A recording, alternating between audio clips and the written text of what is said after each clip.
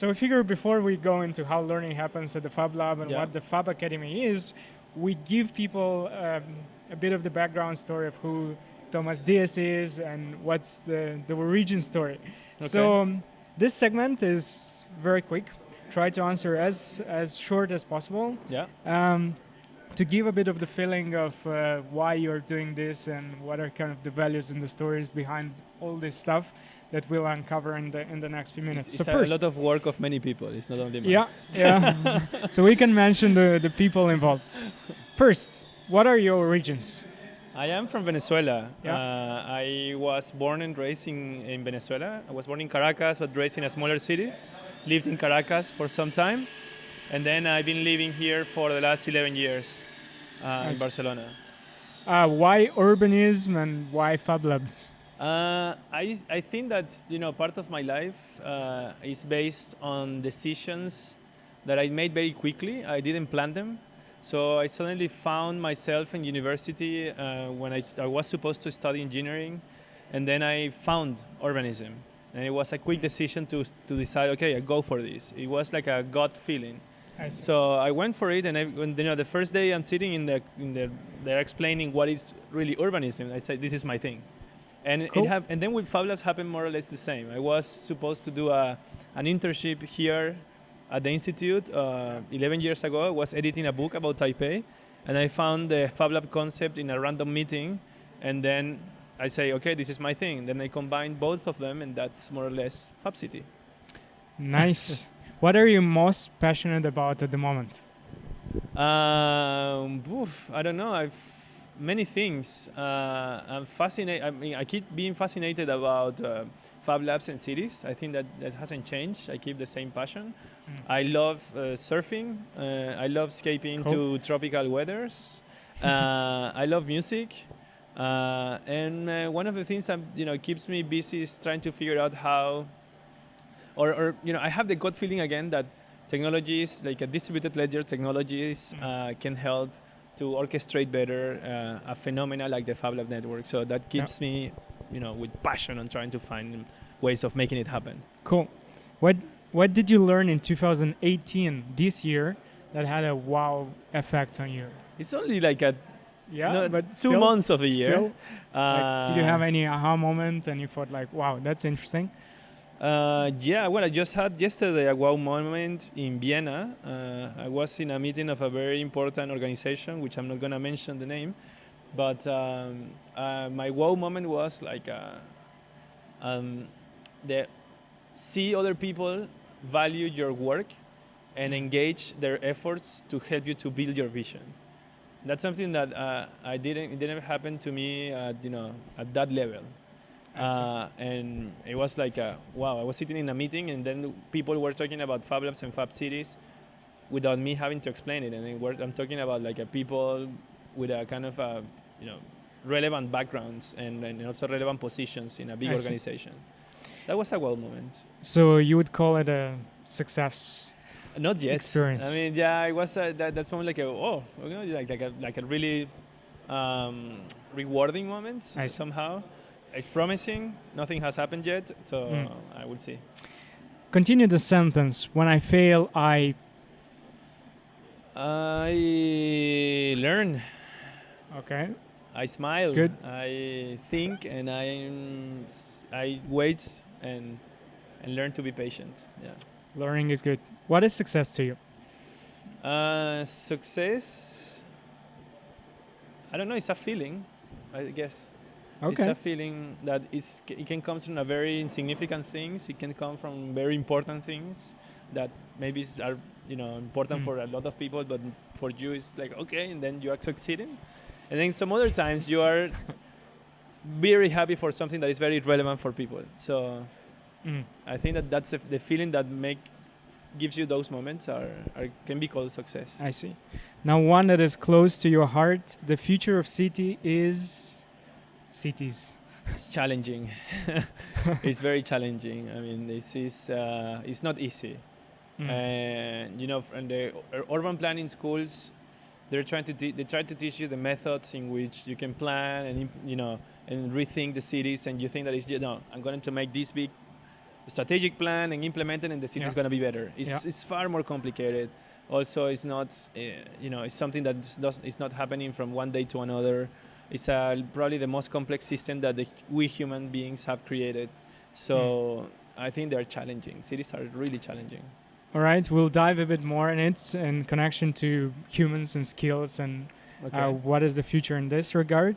And the last question in this short segment is, if your life story was a song, what kind of music would that be? I don't know. It's hard to say. I love soundtracks. No. Okay. I've been passionate about Hans Zimmer soundtracks or Johan Johansson, who died unfortunately recently. Okay. But I like the idea kind of epic classic music. Epic classic, but also it makes you somehow down and go back to your feelings. But then it also leaves you. So I think that life is something like that. No, it's probably if you put music, it's a soundtrack. Of course, it's a soundtrack of your life. Yeah. Although I like a lot of classics, from Pink Floyd to Radiohead, cool. To electronic music. And on this musical note, let's dive into what Fab Labs and Fab Academy is in terms of learning and the people around it. So, see you in the next segment.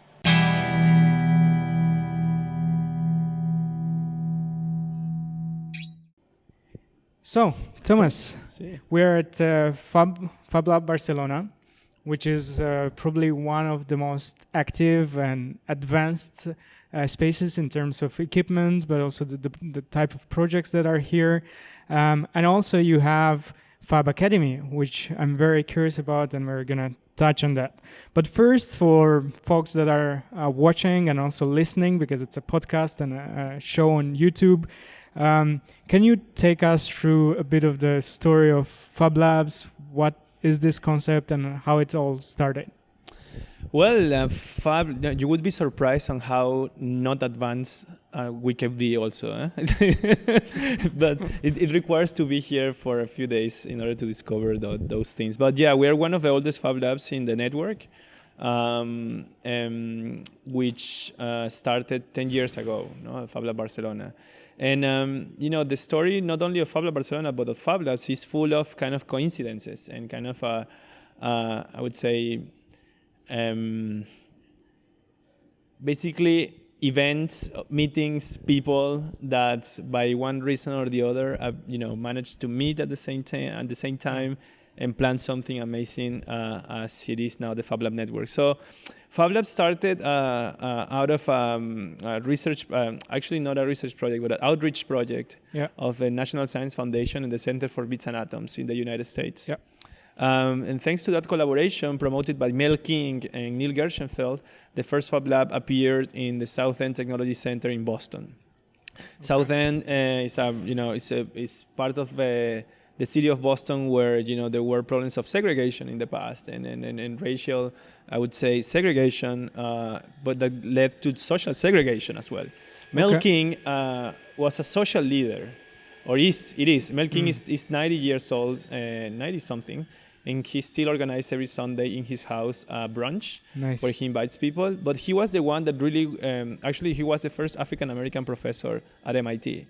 And he was the one that, together with Neil, pitched to the National Science Foundation the need to establish a program that will bring to kids in disadvantage the knowledge on technology, around technology, in order for them to find their own way. Okay. To learn skills, to invent, to promote invention, to develop science in order to fight poverty and disadvantages. What happened is, out of this connection in the South End Technology Center and out of many travels of Neil around the world, kind of meetings and these kind of coincidences, as I was mentioning before, led to the establishment of Fab Labs in Ghana, in Africa, in the Arctic Circle in Norway, with Hakon Carlsen Jr., or with the Professor Kalbach in a big young ashram in India. No? So the first Fab Labs started in remote areas with the idea of providing the access to tools and in order to have like a self-sustaining communities, no? In order of for them not to go to the not having to go to the city in order to solve a local problem. Yeah. But basically they were things that started to happen that started to put Fab Labs in cities, no? In South Africa, in the Netherlands, here in Spain, in Costa Rica. So you start to see like this first group of Fab Labs, around 10 Fab Labs developed in the first 5 years of the network, basically started to also to self-replicate themselves and inspire and somehow, I don't know, help people to take decisions in order to set up Fab Labs with the support of public sector, private sector, and so on. So as per today, 10 years ago, there were like 10 Fab Labs in the world. Yeah. Right now, we have around 1,200 and counting. Yeah. So the main place to discover all the Fab Labs is fablabs.io? Exactly. It's a platform that we developed here in Barcelona. I see. And that's something that we didn't plan. So, and Neil usually says that. I mean, Fab Labs they were not planned. It's not like the great idea at MIT that it was supposed to become a global network of people. But it became that, and now it's a community. It's not just machines. It's there are spaces, but without the people, there are nothing, and without the collaboration between these people, there are even less. No. Yeah. So I think that's more or less in the long story short, how Fab Labs started. But basically, they were an accident, a beautiful accident. Yeah. Now, in the education community, it's very popular to speak about STEAM and also learning by doing and so on. And Fab Labs also are used along maker spaces and hacker spaces, which some people agree are the same thing. Some people say they're very different. Yeah. What is the difference for you, if there is any, and how do we make a distinction? I think in spirit they are the same. Yeah. In the form, in the organization wise, they are different, right? I would say, I think the sharing principles are in the three kind of models: the openness, the cross disciplinarity, the globalism. They're very global movements. I think they share all those values, so you wouldn't be surprised in which I think we share more values than we don't. But then the way Fab Labs have been organized, which some people say they are elitist or they are limited to academia or too academic or too exclusive, is based basically on the idea of having a curated network in which you basically, and it's not just because to keep some high standards and leave people behind. It's actually behind the idea of having a common inventory is the idea of enabling distributed design and distributed manufacturing. So basically, by having the same electronic equipment in Lima as in Barcelona allows me to design something here and send the files to Lima, and they will use the same inventory of electronic parts. Or, the designs is easier now because you can find nowadays 3D printers anywhere or laser cutters and CNC machines. But then behind that, there's also, once you have a common infrastructure, then you can set up programs on top, in projects on top of that infrastructure, right? And the Fab Academy, for instance, or the Academy of almost anything, is part of that, right? Without having a common infrastructure, then the Fab Academy wouldn't be possible. And one of the challenges of the Fab Academy, usually, is for labs to find out the right inventory to supply their students with the tools that they need to have in order to accomplish each one of their assignments, right? So there is an explanation on why you have machines. It's not just having expensive machines sitting there. It's about having a common inventory that allows us to set up educational programs, projects, and other type of activities that make sense. So it's a common language. It's a common language. Then, I would say like a maker spaces are less curated. Probably a maker space could be anything. And they are mixed now. Companies have maker spaces and they love to call the maker. Everything is maker now, no? So you have the big corporates talking about the maker movement and how they have a maker hub, an innovation hub with a maker space. They're everywhere, right? So it's kind of it's a little, I'm going to say it's very unpolite what I was about to say. But, I mean, you can criticize that as well, but that's only the form. But in spirit, it's the same values. And then the hacker spaces, I would say they come more from the anarchism, right? Like techno-anarchism, which is kind of C-base in Berlin. Absolutely. So, and they are like again, in spirits, you will find people that has been in hackerspaces in Fab Labs and the other way around. But I think that even the hackerspace is so. I wouldn't say any form of organization, of course, because they're hackerspaces. But what is interesting from hackerspaces is to learn how that non-organizational form has led to a self-organizing form, which is interesting in some cases, like a community-led spaces. That's something in which I would say that probably few Fab Labs have exploded a lot, but there are a few. Yeah. But hackerspaces are well known about that. No? So I would say in depth, in values, in ethos, in philosophy, they are the same.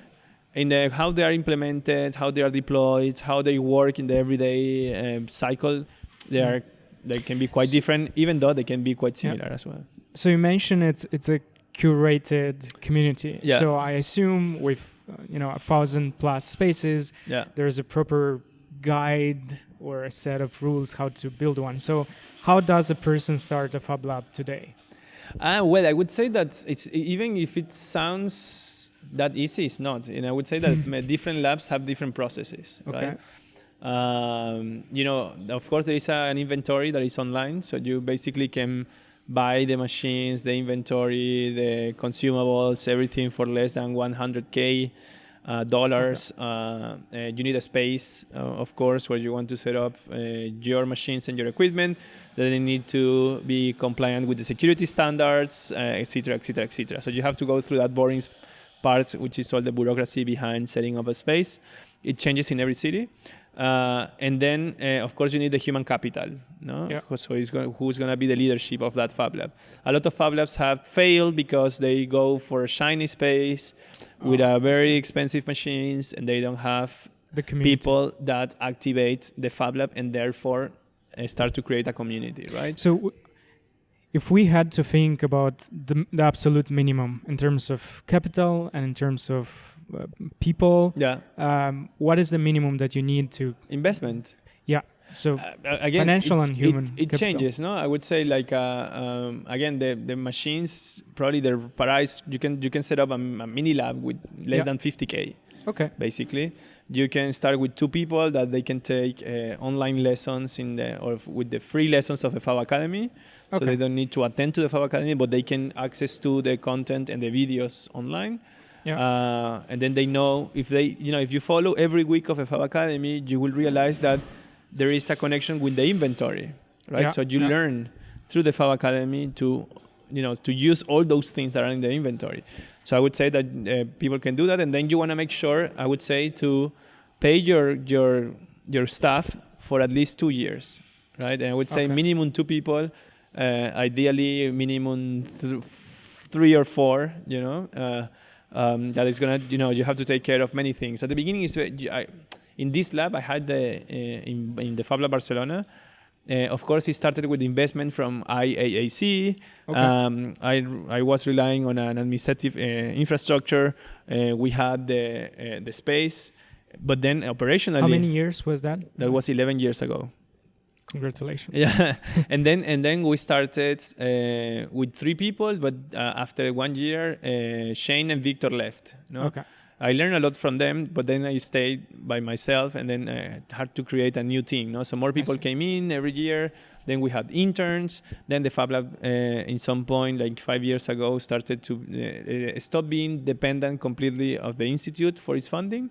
And nowadays, we actually give revenue. We have revenue, and we provide revenue back to the institute, who at the same time reinvest that revenue into other projects like the Green Fab Lab, for instance.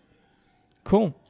Now, there are a lot of Fab, and then there is a project. So Fab Lab, Fab Academy, Fab City. We'll get to the city point. There are a lot of labs too. Yeah. Everything is a lab today. Okay, so within the Fab Lab, there are also more labs, like, right? Textile. It's a textile, the bio lab, Okay, so just to make a distinction for now between 2 of them. So when people think of the Fab Lab, naturally it's a space for learning, because you have usually the community, the workshops, the machines, and so on. So the question is, why create a Fab Academy? Yeah. And what exactly is the Fab Academy? Yeah. So as I was saying, Fab Labs are you need a space, you need a machine, or the machines, the consumables, and the people, right? The human capital. Yeah. I think one of the things that have helped the growth of the Fab Lab network is that we have not only replicated spaces and machines, but we have been also able to transmit the philosophy and the skills needed in a Fab Lab from people to people, right? Okay. So the beauty of this is like when we started Fab Academy in 2008, I actually was part of the year 0 of the Fab Academy. I took Neil's class, how to make almost anything from here. Right. And I was with Victor and with Danny and with more people around the world. We were like, at the end we graduated 3 people, but we started like 6. And we were the guinea pigs, no? Like, okay, let's see how this works on a remote class and so on. And what I was saying that, like, how it started. Yeah, no, but I was trying to explain like how the Fab Academy helps to spread the knowledge and the culture of Fab Labs between people. It's really right now the program, the Fab Academy as a program is the place where the network interacts the most. So I would say the Fab Academy is the glue of the network at this moment, to be honest. And because then there's 2 things. I was looking through some forums trying to do research, what's the community behind and so on. And the comment that I thought is also misleading was that Fab Lab is there to actually train Fab managers and as a way to expand the network. But but not necessarily. I mean, that's one of the roles of the Fab Academy, but it's also, Guillaume and Loic, they did the Fab Academy and they started a company, so I don't know, they have, then there's Ohad, he did the Fab Academy and he's working now with 3D systems. No, sorry, with the other one. With the competition. Sorry, Ohad. So, other people like Andres and Tomas started their Fab Lab in Chile. But that Fab Lab does a lot of more things. They are doing research. They are doing collaborations with the companies and with the government.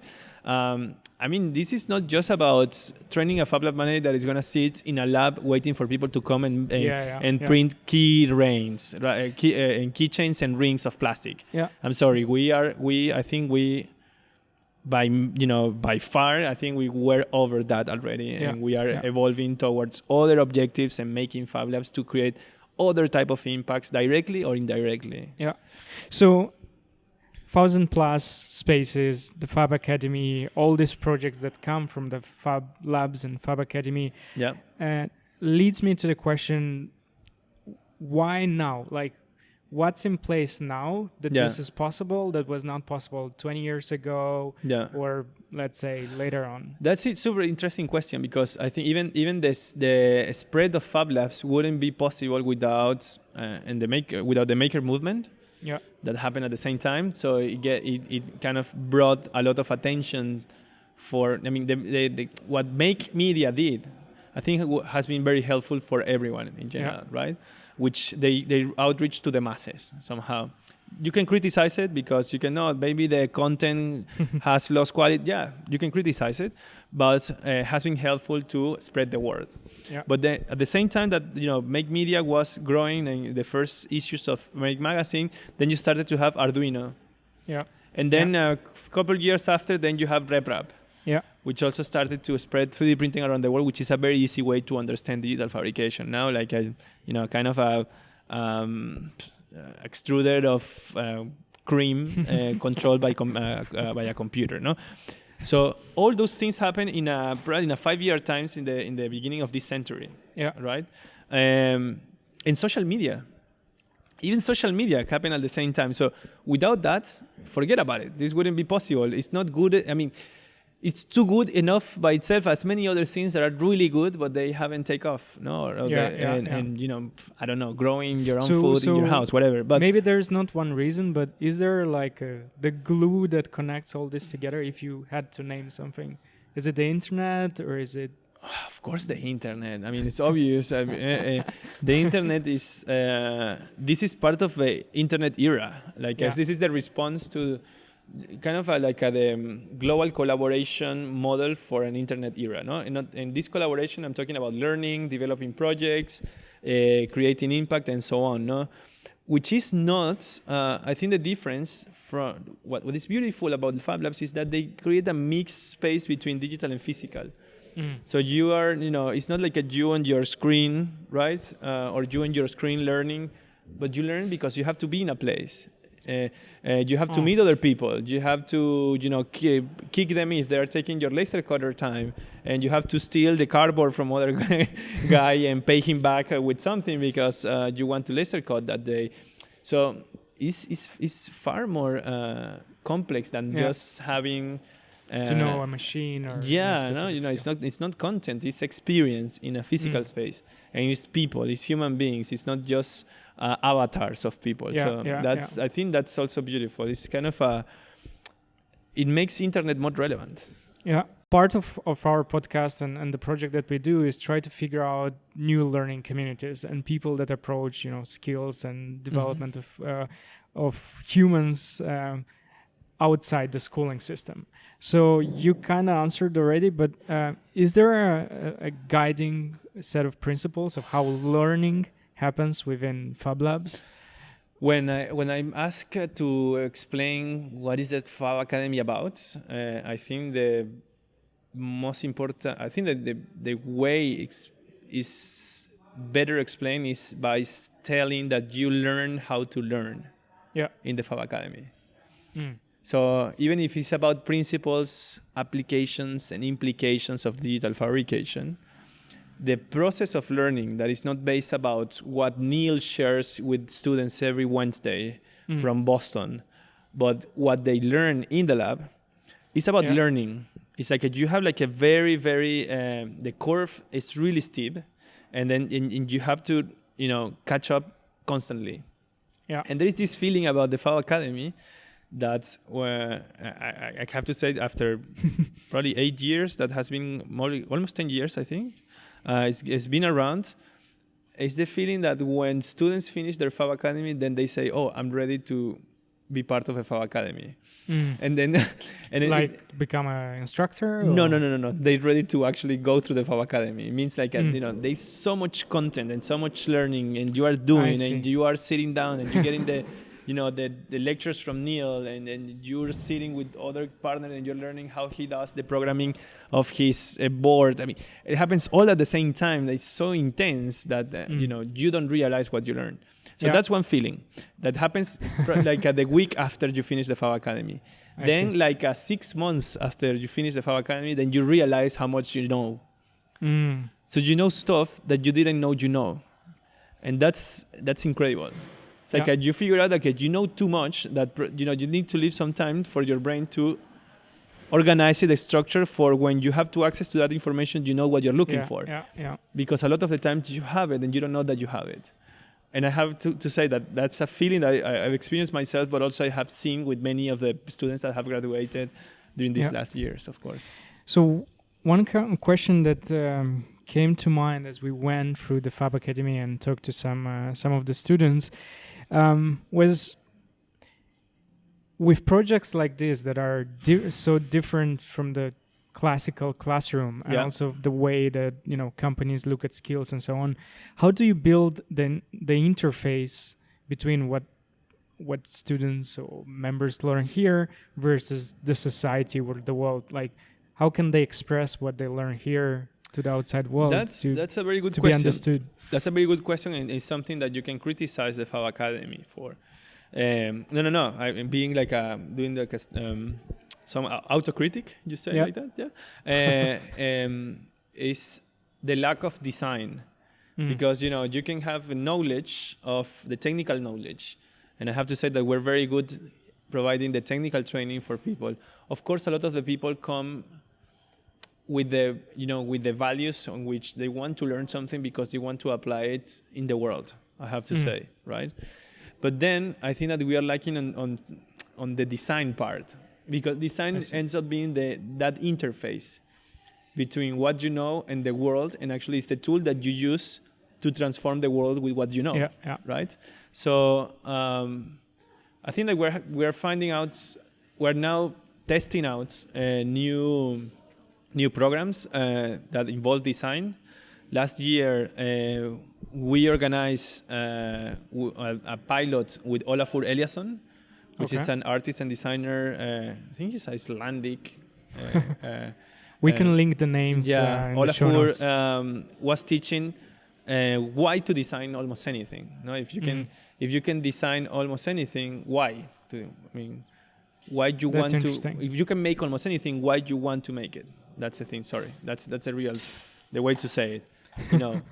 You learn how to make almost anything, but then the question is why to make anything if you can make almost anything? That's and interesting. What is the decisions that you take in order to make that thing? No, is it different from like the whole design thinking movement that you should build empathy and connect with people? Well, I think the design thinking is, it's you can criticize it. Okay. It's kind of a low-hanging fruit in order to solve probably simple problems. The complex problems, I think they need probably other type of approach and probably more in-depth understanding of the problems, and that methodology doesn't apply exactly as it is.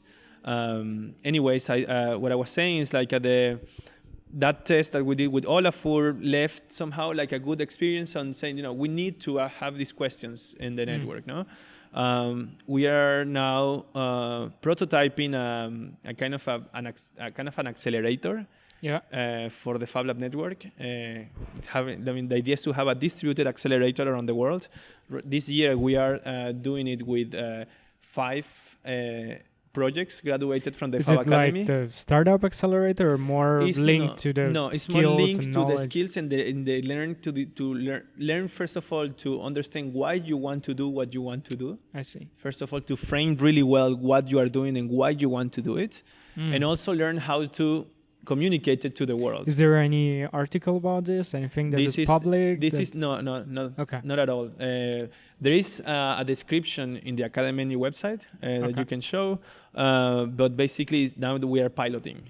Okay. Right? So we have these 5. You are one of the locations? We are the location, and I am coordinating it from Barcelona. So I do every 2 weeks a session in which we go through the projects and we give them guys feedback. And then at the end of the year, meaning in June, we are supposed to have projects documented,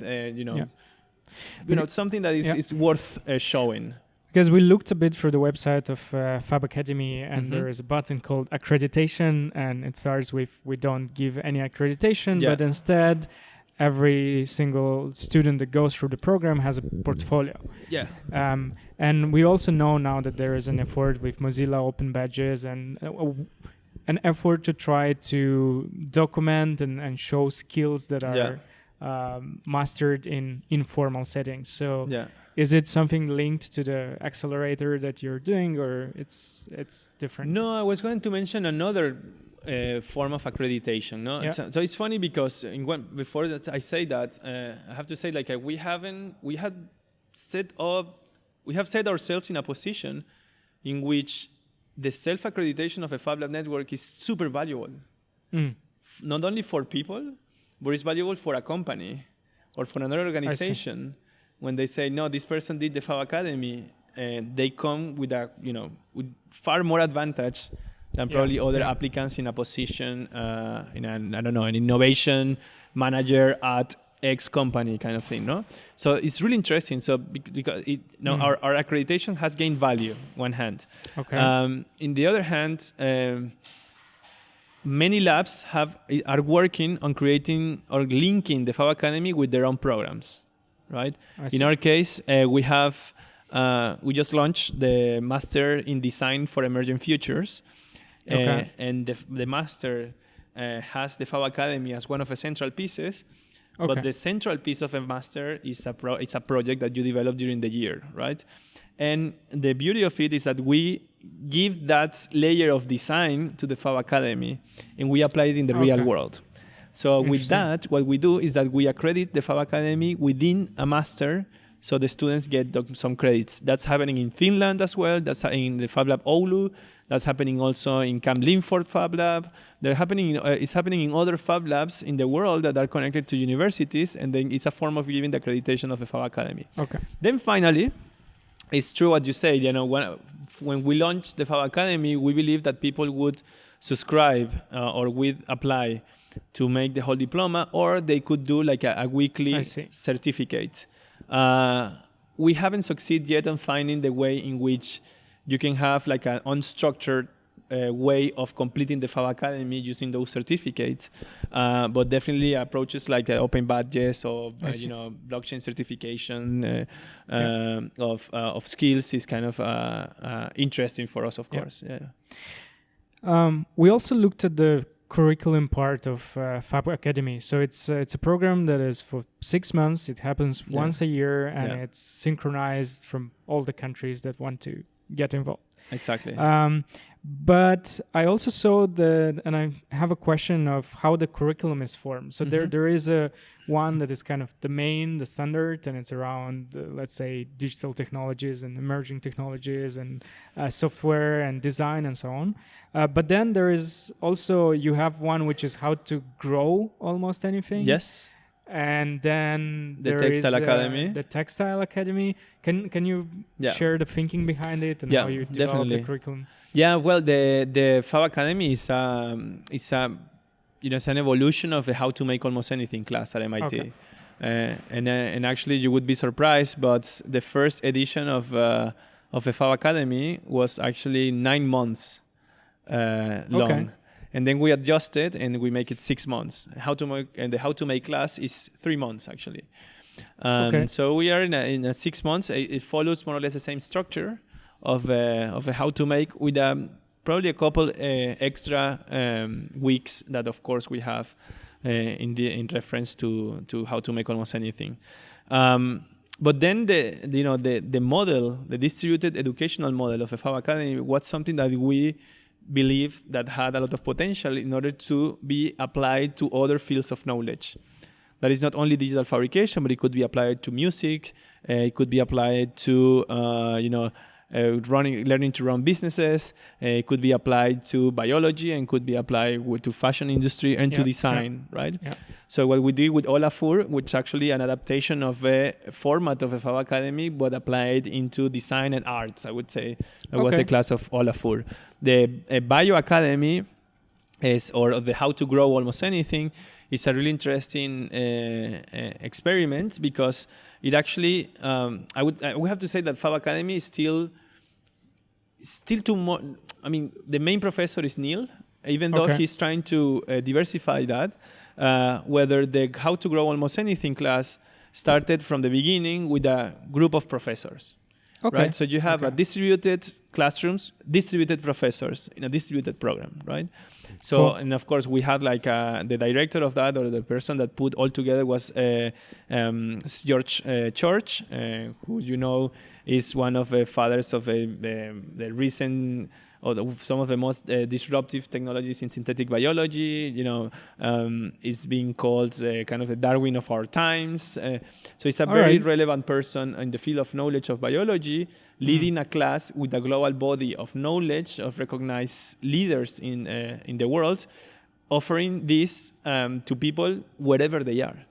So the How to Grow Almost Anything class has been running also for a couple of years, and had like between 30 and 40 people joining the class. And then finally the Textile Academy, which Anastasia, who is one of our team members, is leading as well, together with Cecilia in Amsterdam and with Fiore in Italy, is also a distributed program as well. But this is really interesting, but it's because it's coming from kind of the new generations of the network, that they're promoting their own programs with a global leadership as well in the field of fashion industry and biology, applied to to the things that we wear, to the things that we put in our body. So we expect to have more classes. It could be music, it could be architecture, it could be other classes that I can see happening in the same format of distributed education. What drives the launch of a new, let's say, vertical or the direction of the Academy of almost anything that is called is done. It's done in a very, I would say, open way by Neil. No, Neil, he gets the feedback from the network, from us. There's a group of people that is kind of it's very beautiful. It's like this group of a distributed group of leaders of Fab Labs that are also the mentors of the Fab Academy, or the mentors in the Bio Academy, or the mentors of the Textile Academy that are pushing changes and etc. No? So it's a good balance between like a kind of a bottom up and top down approach and in the decision making of new courses. Yeah. So in a classical environment, the measurement of success, let's say in the university, would be probably employment, plus that the person doesn't go to jail and it's a good citizen and so on. How do you measure if a program or a class at Fab Academy was successful, or that individuals that go for this program are successful? It's difficult to say, but I have a very nice indicator that is like, and probably I cannot give you numbers, but I'm sure that a lot of the people that finish the Fab Academy, they never go back to their previous jobs. So that's a positive. For me, that's a positive. That's because they either invent their own job, or they either join a more exciting program, or they never, I don't know, they never come back. It's something like when, it's we are not a sect. We are not like a religion, but I have to say that once you go through these moments in which you learn to use all these tools and you apply them and you learn how to interact with people, then it's very difficult to go back and enter into the competition environment of a traditional company, into the KPIs, into the revenue models, into the income streams, into the kind of a classical thing. Those are important to those some are extent. Needed, but it's not the only thing. That's we are part of we are how you would call it. When you cultivate only one thing, monoculture. We are trapped in the monoculture of money. So if you think about how you invest your money from what you learn, then you go to work, and then you work for someone, and then that's basically everyone is putting their efforts on getting money, and then that's so. I mean, if you think in simplistic terms, it's like, okay, money gives you access to a lot of things. It's true. You can buy, the amazing equipment, the nice iPads we can make with these cameras. So you have to mine that money from somewhere, right? But I don't know. I think that imagine if you are able to produce your own technology and you can recapture materials and turn them into raw materials to make new things, or you can program your shoes using synthetic biology. Then why do you need only money? Then money will be something added, but it's not the main thing that we have to look after. And don't mention what it comes from the fulfillment of a human being. No, that actually we come from a very mechanical way of understanding the human mind and the human being, and I think that's something that we have been trapped. That's something that needs to change definitely. And I know that I have been going too long on this answer, but it's worth saying. Like they are important, but it's not the center. It should be. It should support, but it shouldn't be the only objective. And I think that's why that people find other purposes in life. That it's not only about fitting into what you are told to be doing in order to get the things that come from the only thing that you cultivate, which is money. Beautiful line of thought. I think we'll just cut that piece and share it as a separate video. That's a good reflection. Now, a lot of people know you also because you became an ambassador for Fab Cities. And for us, this is very interesting because we figured there is an idea from 70s which advocated for basically taking apart schools as they are and making cities as spaces for learning. The way you go to a park, you would go to a learning ecosystem, and then you would collect experiences. So maybe it's linked to also to education and learning, but can you explain a bit what the Fab Cities means in your vision, and what are you guys doing in that project? Yeah. The Fab City is, as I say, it's a combination of understanding how technology can transform deeply our productive model, how it can challenge industry as we know it, and therefore, when you change that, it will have direct effects into the urban environment. If you look at the way how we organize cities today, it's responding to the industrial paradigm. No, it's organization of the time. Work, live, sleep. Right. So you have the city where you work. You have the part of the city where you go to sleep, and you have the part of the city where you go and you have some leisure, and etc. So most of the cities that we know today were planned that way.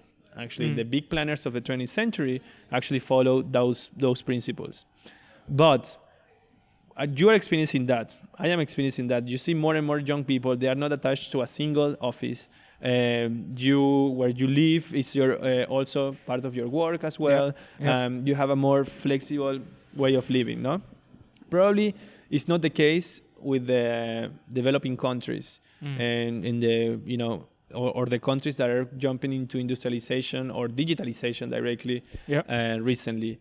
But it's true that digital revolutions in computation, fabrication, and in communication, are changing or are challenging this model of cities. So we're trying to understand how we can anticipate that moment in which cities produce on demand, again, locally, and they create like a circular economy model in which materials flows, from your waste streams back to the production streams, where you can produce energy at the local level, and you can trade with your neighbors using energy markets, where you can grow food with systems like the Aqua Pioneer, so the next food that you can see behind. What is the citizenship that happens in that city? Where are the the industries that we want? Where we place the vertical farms? What we trade? Where we move? How we live? So those are open-ended questions, but it's something that we believe the Fab City puts together. In the other hand, this is like the more theoretical, but in the practical terms, if you think about this network of Fab Labs, the 1,200, 1,300 Fab Labs in the world, placed in cities, most of them, there are Trojan horses that we have inside the actual urban paradigm based in industrialization, that they can be used to transform somehow from in between that model. Starting from education, starting from prototyping, from experimentation. And that's something that we are doing, actually. So what are the results so far? Like, do you expect that cities make a commitment, like we're going to become a Fab City? Are you tracking their actions? Like, what's happening? Well, we established a 40-year goal. So this started when the former mayor of Barcelona publicly committed with a speech and pressed a button that started a countdown in 2014 of 40 years. So by 2054, cities should produce everything they consume. That's the goal. Ambitious. And it started as a provocation. Let's say we didn't know exactly what we would do, but we were sure that we will develop tools in order to measure the evolution or develop metrics for cities to understand how they are performing and how they are achieving that goal, and create tools for cities to share designs and to share knowledge about what they are doing, so cities learn from each other. And of course, we will try to enable processes from Fab Labs in order to build that from the neighborhood scale, right? I see.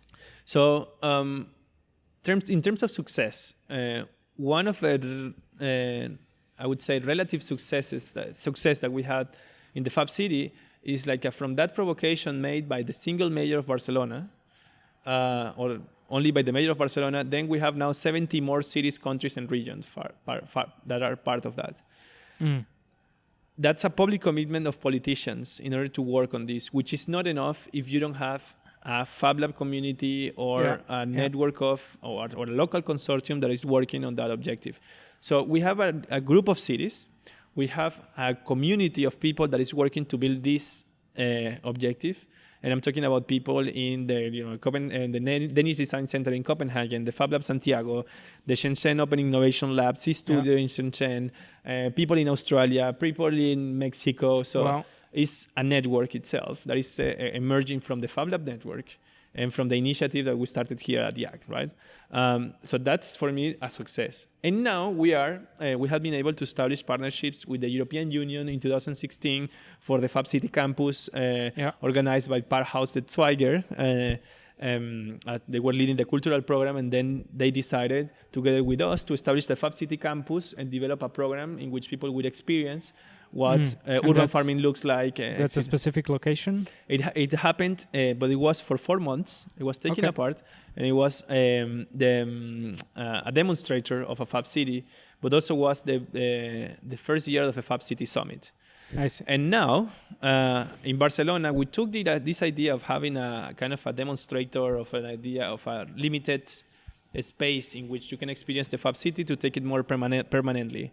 And this is what we call the Fab City prototypes. And now in Barcelona, it's part of a policy of the city, the digital plan, is the Maker District that we are pushing forward with a network of people around the neighborhood. Cool. And that's the neighborhood that we are in. That's here, Poblenou, in Barcelona. And this is, of course, something that is shared with the rest of the Fab cities. We are applying for funds now, both in research projects from the European Union, but also with other organizations that they can support us. And now the Fab City this year is being established as a legal organization. Cool. I mean, you mentioned some of you made a perfect bridge to the next question, which is, what is, from your point of view, the absolute dream scenario for the future of Fab community? Well, we want to enable another. This is a project that I cannot reveal completely. No, but it's like everybody's doing a blockchain project, right? So we're trying to create the tools for this ecosystem, for this Fab Lab ecosystem, to better exchange value. In designs, in skills, in participation in events, in machine management, in lab certification, in Fab Academy, in skills, etc. Everything talks to everything else. Hopefully, and that's something that I dream. My dream scenario is that this network keeps growing and creating impact without the need of personalities to lead it somehow. I see. So I want to make Neil obsolete. I want to make myself obsolete, and I want to make a lot of people obsolete and then enable the network. Among other things, for sure. In Indonesia, why not? Cool. Now, I know you're busy and you came to this interview right from the airport, so we'll sum it up in a few questions and then call it the evening. So for people listening that are involved in education or concerned with Fab Labs and Fab cities, what are some of the must-read books or articles or maybe movies, documentaries that they can watch to inform themselves to better understand where we are and how can they be part of it? I don't know. Books find you sometimes, but there are a few books that changed me. When I read the book of Neil, the first one, Fab. It's not the first. It's not his first book, but his first book about Fab Labs. That was pretty revealing. It's called Fab, F-A-B. There's a new book from Neil as well, which is called Designing Reality. Which is quite interesting. It's a bit critical, self-critical with the network, although the criticism is being done by his brothers. So it's interesting. It was written with his brothers. I don't know. I love a book that is called Who Owns the Future by Jaron Lanier. One of the fathers of virtual reality. There's a book from the 70s, which I think was another key moment of history in humankind, which is the book from Victor Papanek, Design for the Real World. Read Bruce Mau, Massive Change. Beautiful resources. That's what I wanted, specific things that we can link to and share and people can. The Zeitgeist documentaries, of course. They're super interesting. And I don't know. Now let's play an empathy exercise where we have 3 groups of people and you try to be part of each of them and answer how you would figure things out. So you are a teacher in a typical school. You have your classroom and probably you're frustrated with the status quo. You are connected on different platforms and you want to do things. Yeah.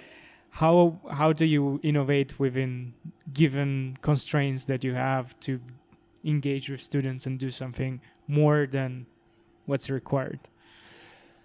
Well, I don't know. I actually was a teacher at the Green School in Bali in a program, in a short program, no?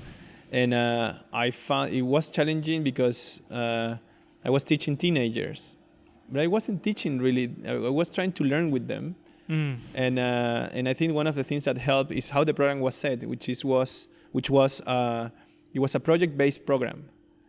So you were developing a project with your group of students, and this was applied to a specific need of the community. So I think that I will look for some needs that I can identify in the corner, in the bar of the corner, in my neighbor, in one of the kids' family, or one of the teacher, whatever. Try to identify how we can help as a group to solve someone's or something problem, even if it's tiny.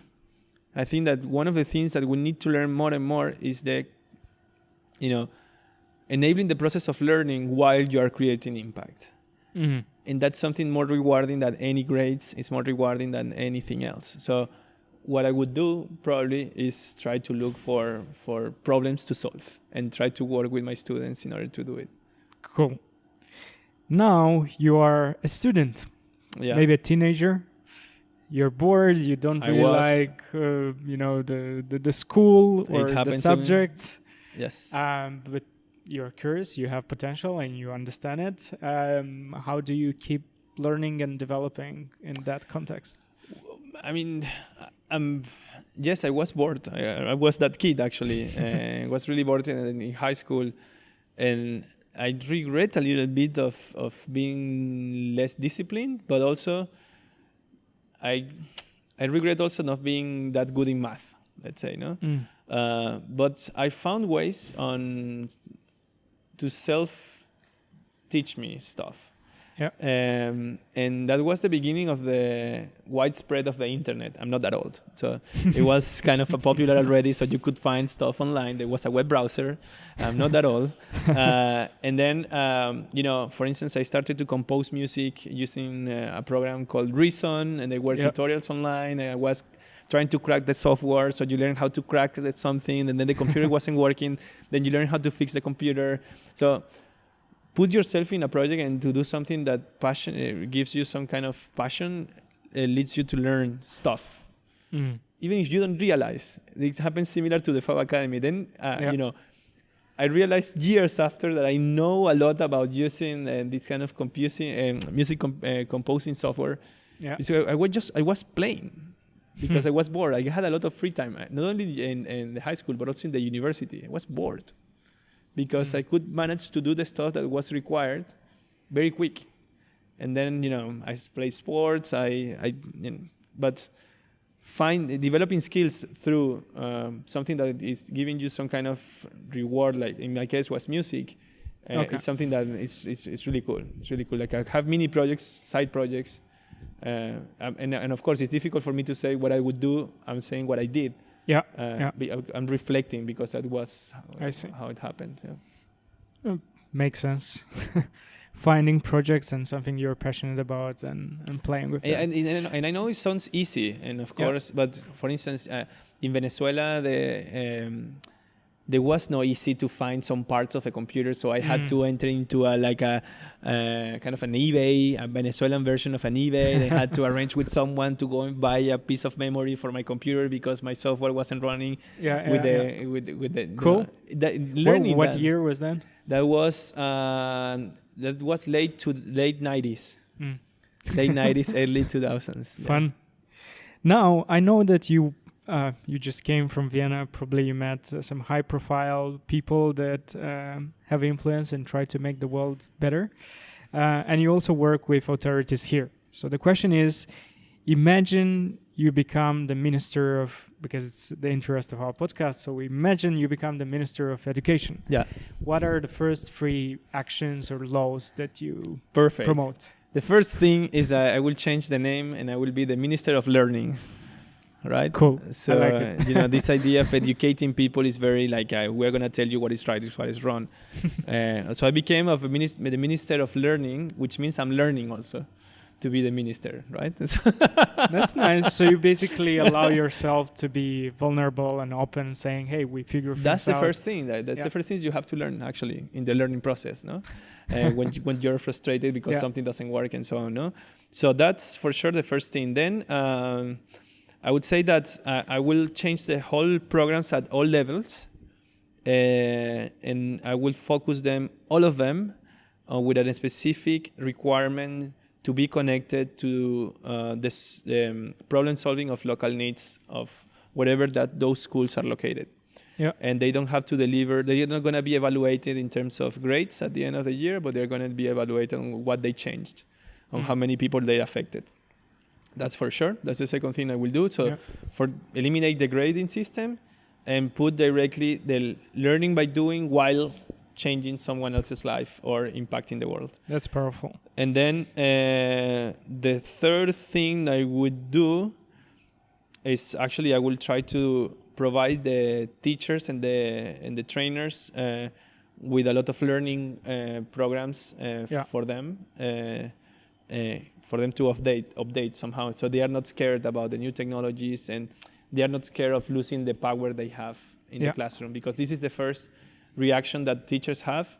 It's like when something new comes, they lose power, and they're taught to keep the power in the classroom. So I will try to empower them with new skills. Here's a question. It has double names. One is a benevolent dictatorship question, and another is called a T-shirt question. And the reason is that imagine this situation.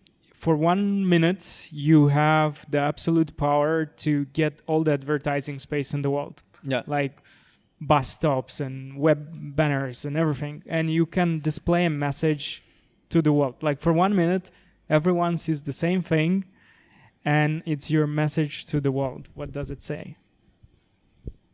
Man, All right. You sent me the questions, and when I saw that, I had it, and I lost it now.